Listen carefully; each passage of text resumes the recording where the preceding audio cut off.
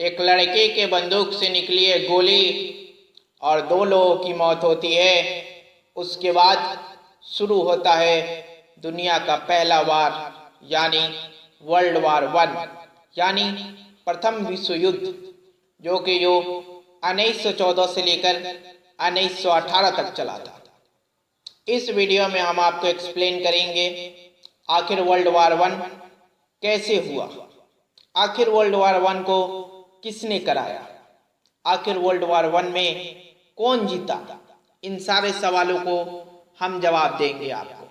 आइए आपके लिए कहानी शुरू करने से पहले थोड़ा सा कुछ बैकग्राउंड जान लेते हैं। तो कहानी को शुरू करने से पहले आपको 2-3 चीज़ें पहले बहुत अच्छे से याद रखनी होंगी, क्योंकि इसमें धीरे धीरे से एक एक कंट्री जुड़ती गई और आखिरी आते आते यही लड़ाई बनता है वर्ल्ड वार 1। इसमें आपको सबसे पहले यानी स्टार्टिंग में 3 कंट्री के नाम याद रखने होंगे, ऑस्ट्रिया हंगरी, बोस्निया और सर्बिया। इसी 3 कंट्री के इर्द गिर्द घूमती है ये लड़ाई। तो कहानी शुरू होती है 1907 यानी 1907 में। उस समय ऑस्ट्रिया हंगरी के एक राजा हुआ करते थे, किंग जोसेफ।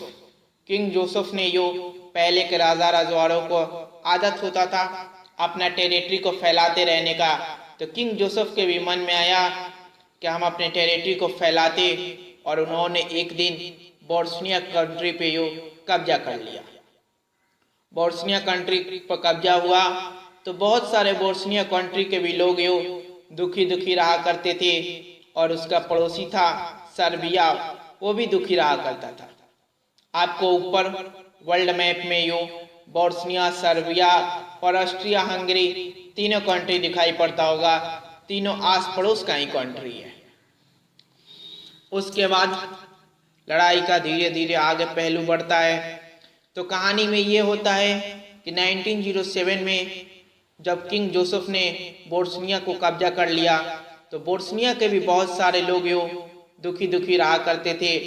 तो उन्होंने लोगों ने अपना एक अलग एथनिक ग्रुप बनाया, यानी रेडिकल छोटा मोटा लड़ाई किया करते, बोस्निया को आज़ादी दिलाने का कोशिश करने लगते।